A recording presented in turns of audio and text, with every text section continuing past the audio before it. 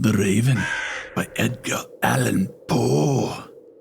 Once upon a midnight dreary, while I pondered weak and weary over many a quaint and curious volume of forgotten lore, while I nodded, nearly napping, suddenly there came a tapping, as of someone gently rapping at my chamber door.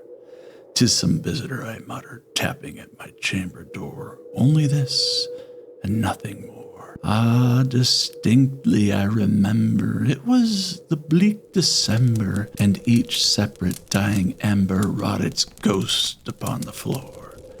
Eagerly I wished the morrow. Vainly I had sought to borrow from books surcease of sorrow, sorrow for the lost Lenore, for the rare and radiant maiden whom the angels named Lenore, nameless here forevermore. And the silken, sad, uncertain rustling of each purple curtain thrilled me, filled me with fantastic terrors never felt before, so that now, to still the beating of my heart, I stood repeating, "'Tis some visitor entreating entrance at my chamber door. Some late visitor entreating entrance at my chamber door. This is it, and nothing more." Presently my soul grew stronger, hesitating then no longer. "Sir," said I, "or madam, truly your forgiveness I implore, but the fact is, I was napping, and so gently you came rapping, and so faintly you came tapping at my chamber door, that I scarcely was sure I heard you." Here I opened the door.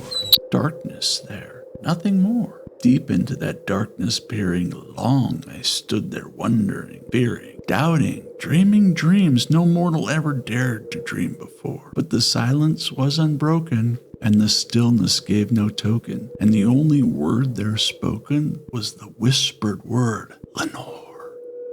This I whispered, and an echo murmured back the word, "Lenore." Merely this, and nothing more. Back into the chamber turning, all my soul within me burning. Soon again I heard a tapping, somewhat louder than before. "Surely," said I, "surely this is something at my window lattice. Let me see, then, where that is, and this mystery explore. Let my heart be still a moment, and this mystery explore. 'Tis the wind, and nothing more."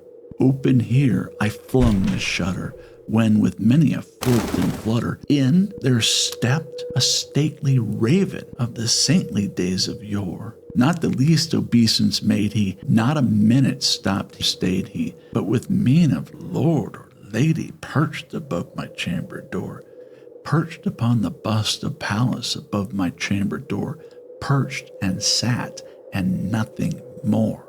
Then this ebony bird, beguiling my sad fancy into smiling, by the grave and stern decorum of the countenance it wore. "Though thy crest be shorn and shaven, thou," I said, "art sure no craven, ghastly, grim, and ancient raven, wandering from the nightly shore. Tell me what thy lordly name is on the night's Plutonian shore." Quoth the raven, "Nevermore." Much I marveled this ungainly fowl to hear discourse so plainly, though its answer little meaning, little relevancy bore, for we cannot help agreeing that no living human being ever yet was blessed with seeing bird above his chamber door, bird or beast upon the sculpted bust above his chamber door, with such a name as Nevermore. But the raven, sitting lonely on the placid bust, spoke only that one word, as if his soul in that one word he did outpour. Nothing farther than he uttered, not a feather than he fluttered, till I scarcely more than muttered, "Other friends have flown before. On the morrow he will leave me, as my hopes have flown before." Then the bird said, "Nevermore." Startled at the stillness broken by my reply so aptly spoken, Doubtless, said I, what it utters is its only stock and store, caught from some unhappy master whom unmerciful disaster followed fast and followed faster, till his songs one burden bore, till the dirges of his hope that melancholy burden bore of never, never more. But the raven, still beguiling all my fancy into smiling, straight I wheeled a cushioned seat in front of bird and bustin' door. Then upon the velvet sinking, I betook myself to linking fancy unto fancy, thinking what this ominous bird of yore, what this grim, ungainly, ghastly, gaunt, ominous bird of yore meant in croaking, nevermore. This I sat engaged in guessing, but no syllable expressing to the fowl whose fiery eyes now burned into my bosom's core. This and more I was divining, with my head at ease reclining on the cushion's velvet lining that the lamplight gloated o'er, but whose velvet violet lining with the lamplight gloating o'er she shall press, nevermore.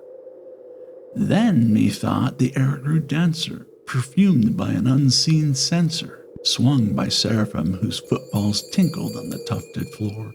Wretch, I cried, thy God hath lent thee, by these angels he hath sent thee, respite, respite and nepenthe, from thy memories of Lenore.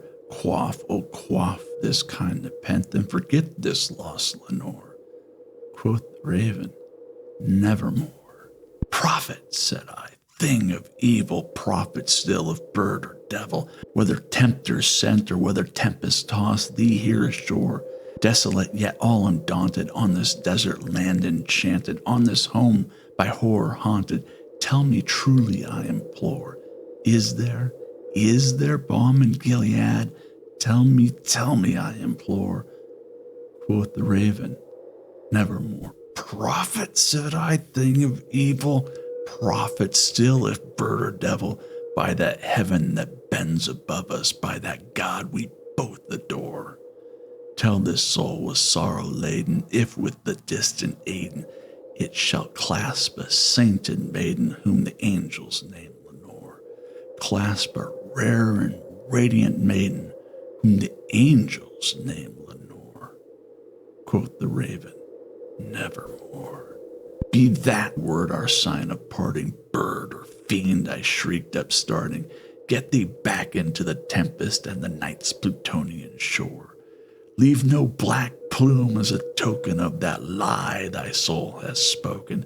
Leave my loneliness unbroken.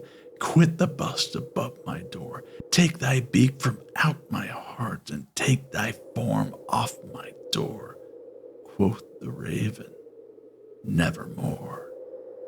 And the raven, never flitting, still is sitting on the pallid bust of Pallas above my chamber door. And his eyes have all the seeming of a demon's that is dreaming, and the lamplight o'er him streaming throws his shadow on the floor. And my soul from out that shadow that lies floating on the floor shall be lifted nevermore.